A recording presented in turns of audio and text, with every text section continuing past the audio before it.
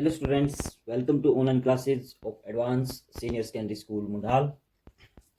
अभी हम पढ़ने जा रहे हैं 12th health and physical education और आपको पता ही है हम इसका फर्स्ट चैप्टर पढ़ रहे हैं। तो पिछले लेक्चर में हमने पढ़ा था जो फिजिकल फिटनेस के जो तत्व हैं, एलिमेंट हैं, तो वो हमने 5 बताए थे। उनमें से एक के बारे में हम डिस्कस कर चुके थे, शक्ति के बारे में, स्ट्रेंथ के बारे में। तो 5 एलिमेंट कौन कौन से थे? लचीलापन, और उसके बाद गति, और एक होता है इंडोरेंस जिसको बोलते हैं सहन शक्ति, सहने की क्षमता, और 5वां था उसमें से फुर्तीलापन। तो आज हम शक्ति से आगे जो हमारा नेक्स्ट एलिमेंट है उसके बारे में चर्चा करेंगे। नेक्स्ट हमारा है लचीलापन। इसको हम फ्लेक्सिबिलिटी भी बोल देते हैं।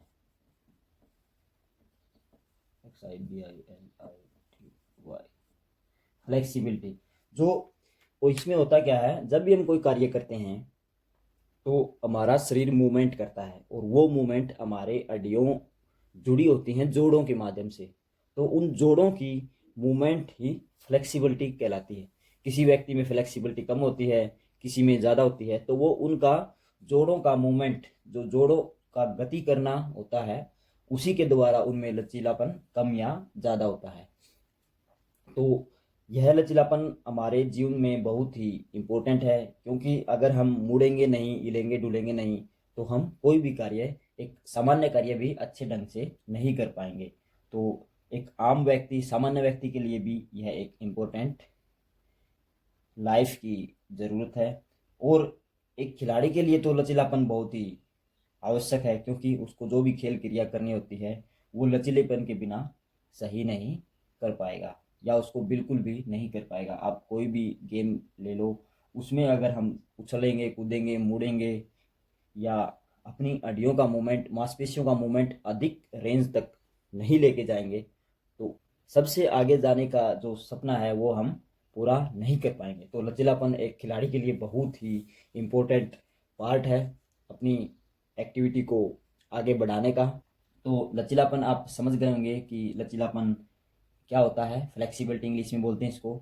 इसको भी हमने 2 पार्टों में डिवाइड आगे करना है, क्योंकि लचीलापन भी 2 तरह का होता है। नंबर 1 सक्रिय, और नंबर 2 है निष्क्रिय।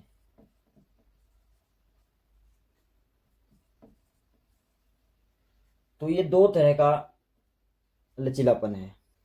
सबसे पहले हम निष्क्रिय लचीलापन है, जिसको हम पैसिव भी बोलते हैं, PASSIV, पैसिव, और इसको बोलते हैं ACTIV, एक्टिव। जो पैसिव और एक्टिव फ्लेक्सिबिलिटी बोलते हैं इनको।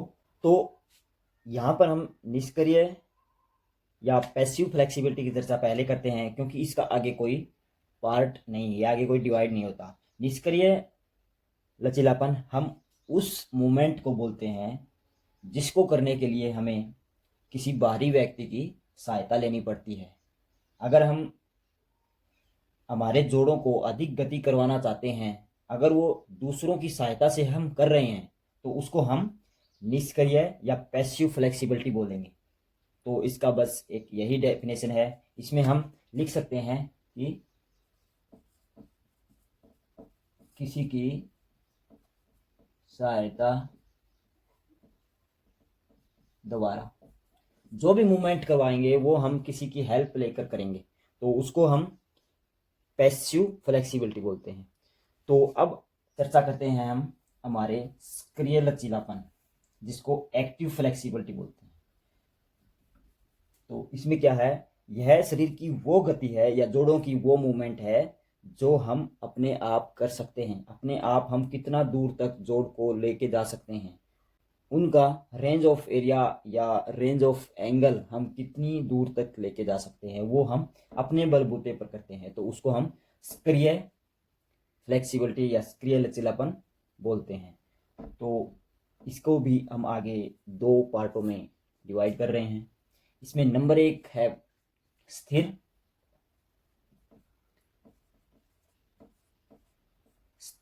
स्थिर लचीलापन, और नंबर 2 है गतिशील। स्थिर को आपने पहले स्ट्रेंथ वाले में भी पढ़ा होगा, जिसको हम स्टैटिक बोलते हैं। स्टैटिक और गतिशील को हम डायनामिक भी बोल सकते हैं। डायनामिक। तो स्थिर और गतिशील, स्टैटिक लचीलापन या स्टैटिक फ्लेक्सिबिलिटी, वो हमारे शरीर की वो शक्ति है जो हम किसी निश्चित अवस्था में बैठकर, खड़े होकर या लेटकर करते हैं। हम जोड़ों का मूवमेंट अगर बैठे बैठे या खड़े खड़े या किसी स्थिर अवस्था में कर रहे हैं, तो वो मूवमेंट, वो फ्लेक्सिबिलिटी हमारी कौन सी कहलाती है? स्टैटिक, स्थिर। क्योंकि वो हम स्थिर अवस्था में कर रहे हैं, हम कहीं भाग नहीं रहे, कहीं दौड़ नहीं रहे, तो वो हमारी स्टैटिक फ्लेक्सिबिलिटी कहलाएगी। और ये स्टैटिक फ्लेक्सिबिलिटी कौन सा है? सक्रिय, हमारे जो सक्रिय लचीलापन का हिस्सा है। दूसरा क्या था? गतिशील। गतिशील का अर्थ ही होता है गति में रहना। तो गति में रहते हुए अगर हम कोई फ्लेक्सिबिलिटी या हम जोड़ों का मूवमेंट कर रहे हैं, उनका यूज कर रहे हैं, या उनको उनका एरिया ऑफ रेंज बढ़ा रहे हैं, तो उस दौरान हम कौन सा लचीलापन यूज कर रहे हैं? गतिशील लचीलापन। तो जैसे इसमें हम दौड़ रहे हैं, और दौड़ते दौड़ते अगर हम कोई स्ट्रेच कर रहे हैं या हाथों की मूवमेंट करवा रहे हैं या उनको भी स्ट्रेच कर रहे हैं, उनका जो एरिया ऑफ एंगल है उसको बढ़ा रहे हैं, तो उसको हम गतिशील लचीलापन कहेंगे। स्थिर में क्या था? हम बैठे बैठे अपने हाथों को स्ट्रेचिंग कर रहे हैं, तो उसको स्थिर लचीलापन बोलते हैं। अगर हम गति में कोई भी कार्य गति में करते करते स्ट्रेचिंग कर रहे हैं, तो उसको हम गतिशील लचीलापन कहेंगे। तो ये थे आपके लचीलापन से संबंधित कुछ पार्ट। इसमें कोई ज़्यादा नहीं है। इसमें नंबर 1 था सक्रिय, नंबर 2 निष्क्रिय। सक्रिय के 2 पार्ट ये आपके सामने लिखे हुए हैं, स्थिर और गतिशील। निष्क्रिय का कोई पार्ट नहीं था, वो एक सिंपल था। अगर हम किसी बाहरी व्यक्ति की सहायता से उसको हम अपने जोड़ों को या अपने शरीर को मूवमेंट करवा रहे हैं, तो वो कौन सा फ्लेक्सिबिलिटी या कौन सा लचीलापन कहलाएगा?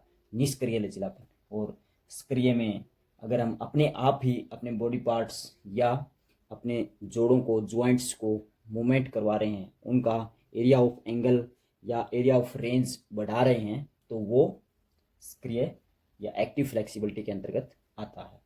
तो आज हमने लचीलापन से संबंधित पार्ट किया इसका। नेक्स्ट हम आगे जो हमारे 3 पार्ट बचे हुए हैं उनको करेंगे।